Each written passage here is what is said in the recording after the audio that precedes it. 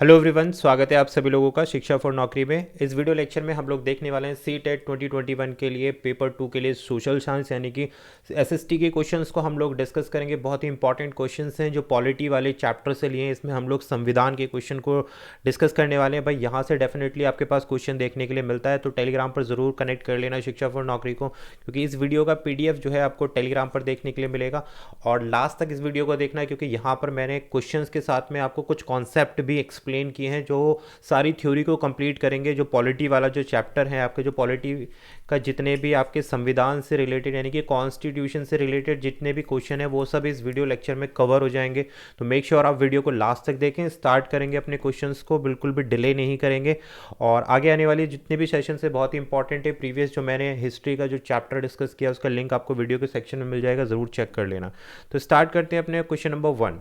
Question 1 बोलता है, Hindi English दोनों में है, the Indian constitution has been substantially borrowed from. भारतीय संविधान काफ़ी हद तक किस चीज़ से उधार लिया गया है?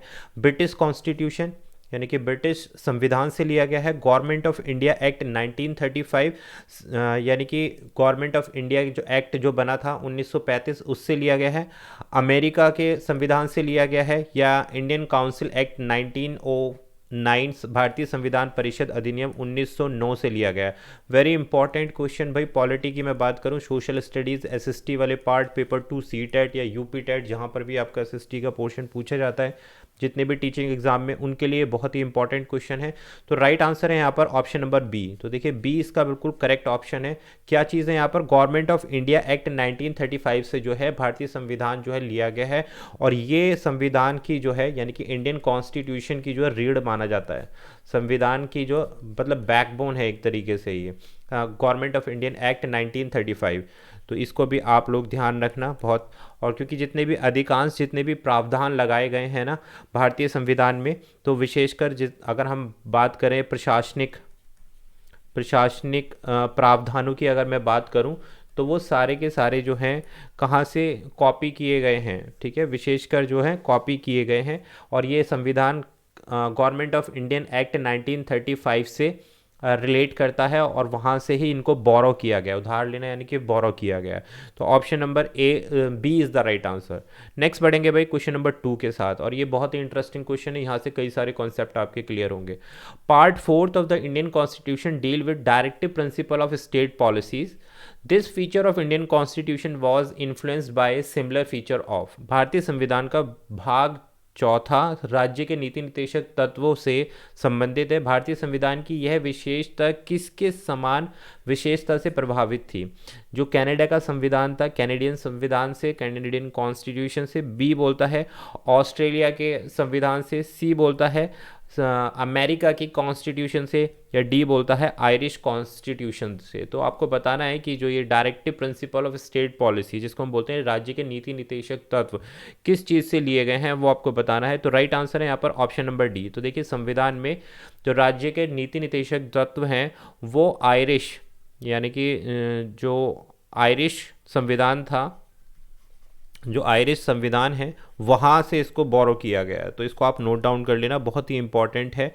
और इसमें देखो क्या क्या चीज़ें होती हैं directive principle of state policy की अगर मैं बात करूँ डायरेक्टली, तो इसमें क्या क्या चीज़ें और इसके अंतर्गत आती हैं कि जैसे हमारे जो राष्ट्रपति हैं, तो देखो राष्ट्रपति का जो निर्वाचन निर्वाचन की जो विधि होती है, जो तरीका होता है कि किस तरीके से राष्ट्रपति का निर्वाचन चुनाव किया जाता है, वो जो प्रक्रिया है वो भी आयरिश संविधान से उधार ली गई है। यानी कि इस पार्ट 4 में ये सारी चीज़ें भी इंक्लूड करी गई हैं directive principle of state policy में, कि इसके अंतर्गत जो है राष्ट्रपति के निर्वाचन की विधि और राष्ट्रपति द्वारा राज्यसभा या के लिए जितने भी सदस्य मनोनीत किए जाते हैं वो भी इसमें बताया गया है। ये देखो राष्ट्रपति के द्वारा जो कि किस तरीके से इनका निर्वाचन होगा वो भी आयरिश संविधान से लिया गया है पार्ट 4 से।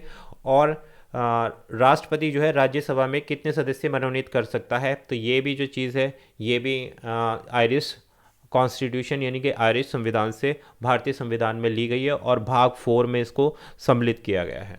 बात क्लियर।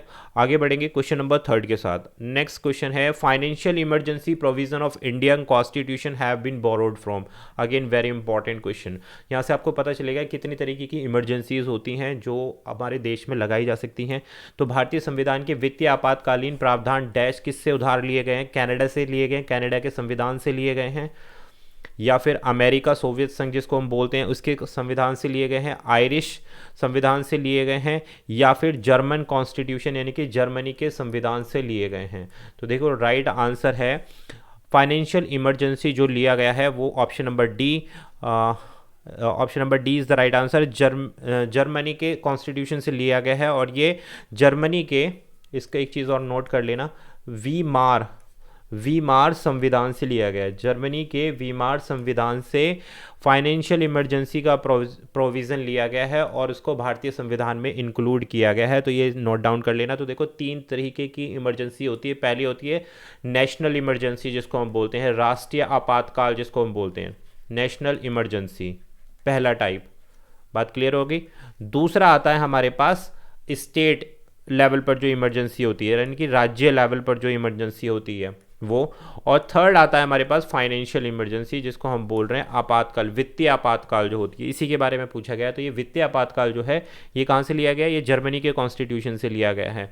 और ये कौन से आर्टिकल में शामिल किया गया है ये भी क्वेश्चन आ जाता है। तो ये आर्टिकल 360 में सम्मिलित किया गया है भारतीय संविधान के। बात क्लियर। नेशनल इमरजेंसी की अगर मैं बात करूँ, ये कौन से संविधान में लिया गया है भाई? ये आर्टिकल 352 में इंक्लूड किया गया है। नेशनल इमरजेंसी आर्टिकल 352 और फाइनेंशियल यानी कि वित्तीय इमरजेंसी भारतीय संविधान के 360 आर्टिकल में लगाई गई है। और इसके बाद अगर मैं बात करूं एक स्टेट इमरजेंसी जो रह गई, तो देखो स्टेट इमरजेंसी डायरेक्टली आप ध्यान रखना राष्ट्रपति के हाथ में होती है, वहाँ पर राष्ट्रपति शासन लगाया जाता है। और ये जो है 356 आर्टिकल 356 के अंतर्गत आता है भारतीय संविधान में जो स्टेट इमरजेंसी होती है।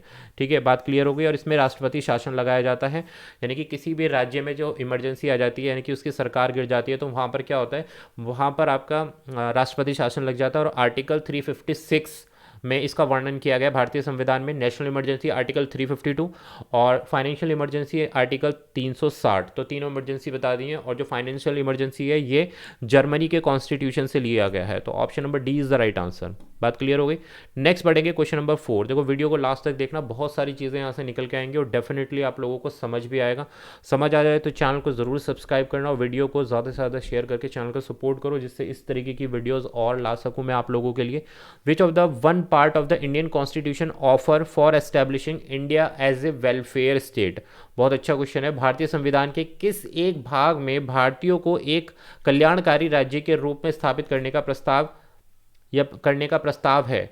तो प्रीमेबल ऑफ द कॉन्स्टिट्यूशन यानी कि संविधान की प्रस्तावना, फंडामेंटल राइट्स में दिया गया है पार्ट 3 में, मौलिक अधिकार जिसको बोला जाता है, directive principle of state policy part 4 में ये चीज़ नीति निर्देशक तत्वों में लिखा गया है कि इंडिया जो है एक वेलफेयर स्टेट के रूप में रहेगा, या फिर शेड्यूल 4 ऑफ इंडियन कॉन्स्टिट्यूशन यानी कि भारतीय संविधान की अनुसूची 4 में इसको बोला गया है। तो देखो राइट आंसर है यहाँ पर option number C, directive principles of state policy part 4 में इस बात को कहा गया है भारतीय संविधान की कि भारतीय को एक कल्याणकारी राज्य के रूप में स्थापित करना चाहिए, यानी कि वेलफेयर स्टेट के रूप में इसको डेवलप करना चाहिए। तो option number C is the right answer. आसान क्वेश्चन था लेकिन पूछा जाता है भाई, एसएसटी में ये बिल्कुल स्कोरिंग मार्क्स होते हैं, तो इस चीज़ को मिस नहीं करना है। क्वेश्चन नंबर 5 पर हम पहुंच चुके हैं। Very important question.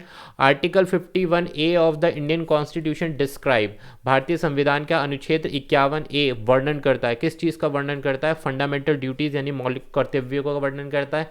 बी बोलता है कॉन्स्टिट्यूशन ऑफ पार्लियामेंट, संसद के संविधान को बताता है। आर्टिकल 51A की बात हो रही है, 51A किस चीज़ को डिफाइन करता है वो पूछा गया है इस क्वेश्चन में। और ऑप्शन नंबर सी बोलता है ग्राम सभा को बताता है। ऑप्शन नंबर डी बोलता है मनी बिल्स यानी कि धन विधेयकों की परिभाषा को बताता है 51A। तो राइट आंसर है यहाँ पर ऑप्शन नंबर ए। तो देखो फंडामेंटल जितने भी मौलिक कर्तव्य होते हैं वो आर्टिकल 51A में भारतीय संविधान में निहित किए गए हैं, मेंशन किए गए हैं। बात क्लियर हो गई। और कौन कौन से हैं भाई ये? आर्टिकल भाग 4A, आर्टिकल नोट कर लेना इसको, आर्टिकल 51A, ठीक है, पार्ट 4 है, 4 का ए, और आर्टिकल अनुच्छेद 51A में फंडामेंटल ड्यूटीज़ यानी कि मौलिक कर्तव्यों को शामिल किया गया है। और ये चीज़ इंक्लूड करने वाले कौन थे भाई, कौन सी समिति थी ये भी ध्यान रख लेना, यानी कि जो स्वर्ण सिंह समिति कमेटी जिसको बोलते हैं ना, स्वर्ण सिंह कमेटी में फंडामेंटल ड्यूटीज़ के बारे में डिस्कस किया गया था। बात क्लियर हो गई। और ये 1976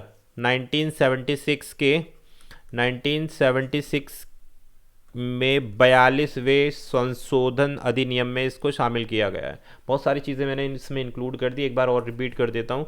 देखो, भारतीय संविधान का अनुच्छेद 51A किस चीज़ का वर्णन करता है, मौलिक कर्तव्यों का वर्णन करता है, तो ऑप्शन नंबर ए हो गया। अब कहाँ आता है ये अनुच्छेद ए में, पार्ट 4 ए के अंदर इंक्लूड होता है। और ये कौन सी कमेटी ने इसको स्थापित किया था फंडामेंटल ड्यूटीज़ को, ये थी स्वर्ण सिंह कमेटी। ये भी पूछा जाता है क्वेश्चन। और 1976 के 42वें संशोधन अधिनियम में इसको इंक्लूड किया गया था भारतीय संविधान के अंदर। तो option number A is the right answer. तो ये सारी चीज़ें आप नोट डाउन कर लेना। नेक्स्ट बढ़ेंगे, क्वेश्चन नंबर 6 आता है, The frames of Indian Constitution borrowed the idea of directive principle of state policy from which of the Constitution। तो अब आपसे पूछा गया भारतीय संविधान के निर्माताओं ने राज्य के नीति निर्देशक सिद्धांतों का विचार किस संविधान से लिया है, कि directive principle of state policy कौन से संविधान से बोरो किया गया, उधार लिया गया है, आयरिश कॉन्स्टिट्यूशन से। तो देखो यहाँ पर आयरिश कॉन्स्टिट्यूशन तो होगा नहीं क्योंकि इसको हमने पहले ही डिस्कस कर लिया है, ठीक है, तो ये ऑप्शन तो यहाँ से हट चुका है। नेक्स्ट आता है हमारे पास आयरिश कॉन्स्टिट्यूशन 1937 से, आयरिश कॉन्स्टिट्यूशन 1939 से, आयरिश कॉन्स्टिट्यूशन 1927 से। तो 47 वाला हट चुका है पहली। तो अब यहाँ पर बचते हैं 3 ऑप्शन। तो देखिए, directive principle of state policy जो है option number B is the right answer. सन इसका ध्यान रखना 1937, ठीक है, 1937 वाला जो ब्रिटिश कॉन्स्टिट्यूशन है उससे बोरो किया गया directive principle of state policy.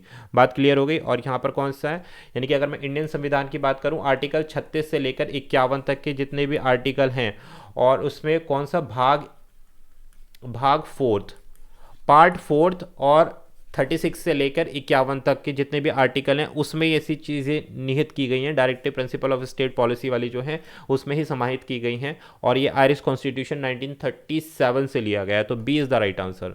Next बढ़ेंगे, क्वेश्चन नंबर 7 है, which of the following is not a source of Indian constitution. निम्नलिखित में से कौन भारतीय संविधान का एक स्रोत नहीं है, नॉट बोला गया है, ठीक है, कि कौन सा एक स्रोत नहीं है जहाँ से हमने बोरो नहीं किया है, वो पूछा गया। कॉन्स्टिट्यूशन ऑफ आयरलैंड, तो भाई ये तो स्रोत है, आयरलैंड से भाई हमने बोरो किया है। क्या चीज़ ली है, अभी हमने बताया डायरेक्टिव प्रिंसिपल, नीति निर्देशक तत्व जो है 1937 वाले, वो हमने किससे लिए, आयरलैंड से लिए। तो भाई ये तो करेक्ट है, हमें वो बताना जिससे नहीं लिए। कॉन्स्टिट्यूशन ऑफ सोवियत संघ, भाई सोवियत संघ से भी हमने बोरो किया है, ठीक है। और सोवियत संघ से हमने क्या बोरो किया है ये मैं आपको बता देता हूँ। जितने भी मौलिक फंडामेंटल ड्यूटीज़, राइट, मौलिक अधिकार हैं वो हमने सोवियत संघ से लिए हैं, फंडामेंटल ड्यूटीज़ की जो हम बात कर रहे हैं। अब बात करते हैं कॉन्स्टिट्यूशन ऑफ जापान। अब देखो very important, constitution of Japan से भी हमने बोरो किया है। क्या किया है, जितने भी हमारे ये पुलिस वाली चीज़ें होती हैं वो हमने जो है, यानी कि सिक्योरिटी वाली जितनी भी चीज़ें होती हैं वो जापान से बोरो की है, यानी कि कानून व्यवस्था जिसको बोला जाता है, कानून व्यवस्था जो है वो हमने जापान से बोरो किया है। तो ये भी राइट है। कॉन्स्टिट्यूशन ऑफ साउथ कोरिया, तो option number D is the अभिष्ट आंसर, करेक्ट आंसर कि भैया हमने साउथ कोरिया से कुछ नहीं लिया है। तो ऑप्शन नंबर डी, ये संविधान का स्रोत जो नहीं है वो है साउथ कोरिया। बाकी जापान से हमने कानून का अधिनियम लिया है, यानी कि कानून को किस तरीके से अपने देश में लागू करना है, ये हमने जापान से बोरो किया है। सोवियत संघ से हमने मौलिक अधिकार, फंडामेंटल ड्यूटीज़, और आयरलैंड से हमने बता दिया नीति निर्देशक तत्व 1937। तो option number D is the correct answer. Next बढ़ रहे हैं हम क्वेश्चन नंबर 8 की ओर। The freedom of trade and commerce within the country and between the state of India, बहुत बढ़िया क्वेश्चन है। Question number 8, is influence by which of the following countries constitution. भारतीय संविधान में देश के भीतर और राज्यों के बीच में व्यापार और वाणिज्य की स्वतंत्रता निम्नलिखित में से किस देश के संविधान से प्रभावित हुई, तो ये आपको बताना है। क्वेश्चन नंबर हम पहुंच चुके हैं, क्वेश्चन नंबर चल रहा है 8 की भारतीय संविधान में। तो फ्रेंच का संविधान है ये, कनाडा का संविधान है, ऑस्ट्रेलिया का संविधान है, या फिर सोवियत संघ का संविधान है जिसने ये अधिकार दिया है। तो राइट आंसर है हमारे पास ऑप्शन नंबर सी। देखो ऑस्ट्रेलिया का जो संविधान है वो वहाँ से ये चीज़ ली गई है कि आप जो हैं देश के अंदर और स्टेट्स के अंदर क्या कर सकते हैं, व्यापार कर सकते हैं। व्यापार की स्वतंत्रता का जो संविधान सम्मिलित किया गया है भारतीय संविधान में, वो ऑस्ट्रेलिया कॉन्स्टिट्यूशन से लिया गया है। बात क्लियर हो गई, यानी कि वाणिज्य का जो जो वाणिज्य की जो स्वतंत्रता है वो ऑस्ट्रेलिया से ली गई है, ठीक है। और इसी के अंतर्गत जो समवर्ती सूचना होती है, समवर्ती सूचना, वो भी हमने ऑस्ट्रेलिया कॉन्स्टिट्यूशन से ही बोरो की है, ठीक है। और प्रस्तावना, प्रस्तावना के लिए शब्दावली, वो भी हमने ऑस्ट्रेलियन कॉन्स्टिट्यूशन से बोरो किया है। तो ये सारी चीज़ें हैं। भारत राज्यों के बीच में व्यापार, भारत के बीच में व्यापार, ये भी ऑस्ट्रेलिया से लिया गया। समवर्ती सूची, प्रस्तावना के लिए वाणिज्य, प्रस्तावना के लिए समवर्ती, तो ये सारी चीज़ें हमने कहाँ से ली? ऑस्ट्रेलिया कॉन्स्टिट्यूशन से। पढ़ते हैं आगे नेक्स्ट क्वेश्चन के साथ। क्वेश्चन नंबर 9 आ गया हमारे पास, नोट कर देता हूँ यहाँ पर, ऊपर चला गया। क्वेश्चन नंबर 9 है, who prepared the draft of Indian constitution. Very very important, बहुत सारे एग्जाम में पूछा गया है ये क्वेश्चन, तो जहाँ पर भी आपका पॉलिटी वाला पार्ट आता है कि भारतीय संविधान का प्रारूप किसने तैयार किया था? ब्रिटिश पार्लियामेंट ने, यानी कि ब्रिटिश संसद ने किया था। ड्राफ्टिंग कमेटी जिसको हम बोलते हैं मसौदा, मसौदा, मसौदा समिति जिसको बोला जाता है, ड्राफ्टिंग कमेटी को। नेशनल इंडियन कांग्रेस, भारतीय राष्ट्रीय कांग्रेस ने, या फिर सुप्रीम कोर्ट ने? तो देखो बहुत अच्छा सा क्वेश्चन है, राइट आंसर है ऑप्शन नंबर बी। संविधान आपको पता है कौन सी कमेटी ने लिखा? मसौदा समिति, यानी कि ड्राफ्टिंग कमेटी इसको बोला जाता है। इन्होंने भारतीय संविधान का प्रारूप लिखा था, और इसको लिखने वाले कौन थे? 29 अगस्त 1947, नोट डाउन कर लो, 29 अगस्त 1947 को बी आर अम्बेडकर की अध्यक्षता में, यानी कि ड्राफ्टिंग कमेटी के अध्यक्ष कौन थे? ये भी क्वेश्चन पूछा जाता है, तो ये आपको पता है, बी आर अम्बेडकर। नहीं पता तो नोट डाउन कर लो, बी आर अम्बेडकर थे। 29 अगस्त 1947 को इन्होंने कंप्लीट किया। लेकिन इसमें एम एन रॉय जो थे, एम एन रॉय, ये भी एम एन रॉय जो थे, ये ड्राफ्टिंग कमेटी के एक मेंबर थे, और इन्होंने ही प्रपोजल दिया था कि ये चीज़ होनी चाहिए, संविधान लिखा जाना चाहिए। और अध्यक्ष कौन थे इसके? बी आर अम्बेडकर थे। तो इस चीज़ को ध्यान रखना, ठीक है। एम एन रॉय ने ही ये विचार दिया था, संविधान का विचार जो है एम एन रॉय थे जो देने वाले थे। तो ये इस कमेटी के मेंबर थे, अध्यक्ष थे B R Ambedkar. 1947 drafting committee of Indian constitution, इन्होंने ही संविधान बनाया है। नेक्स्ट क्वेश्चन नंबर 10 आता है आप लोगों के सामने, बहुत अच्छा क्वेश्चन है क्वेश्चन नंबर 10। पर वीडियो पसंद आ रही है तो जरूर कॉमेंट करके एक बार जरूर बताना, लाइक शेयर सब्सक्राइब कर देना। Which among the following statement regarding the preamble of Indian constitution is incorrect. भारतीय संविधान के प्रस्तावना के संबंध में निम्न में से कौन सा कथन गलत है? जो गलत स्टेटमेंट है वो आपको बताना है। तो ऑप्शंस पढ़ लेते हैं। पथ निरपेक्ष शब्द 1978 के 44वें संशोधन अधिनियम द्वारा भारतीय संविधान के प्रस्तावना में जोड़ा गया है। प्रस्तावना में न्याय, आदर्श और सोवियत संघ के संविधान लिए गए हैं, बिल्कुल सही है। देखो जो प्रीमेबल है, जिसको हम बोलते हैं प्रस्तावना में न्याय और आदर्श किस चीज़ से लिए गए? सोवियत संघ से लिए गए, तो ये स्टेटमेंट सही है। गणतंत्र और स्वतंत्र, समानता और बंधुत्व के आदर्श को फ्रांस से लिया गया है, बिल्कुल सही है भाई।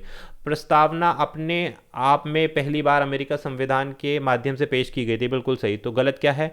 गलत है हमारे पास ऑप्शन नंबर ए, और यही इसका राइट आंसर है ए। क्या बोल रहे हैं? पथ निरपेक्ष शब्द 1978, भाई ये 1978 नहीं था, यहाँ पर क्या है? 1976 के 42वें संशोधन अधिनियम। बात क्लियर हो गई? यहाँ इन्होंने क्या दिया? 1978 के 44वें संशोधन, लेकिन राइट क्या था? 1976 के 42वें संशोधन अधिनियम को लिया गया था। तो इसलिए ऑप्शन नंबर ए जो है गलत हो गया, यही पूछा गया था। बाकी सारे के सारे स्टेटमेंट सही हैं। अगर यहाँ पर 1976 के 42 वाला संवैधानिक संशोधन होता तो बिल्कुल करेक्ट होता।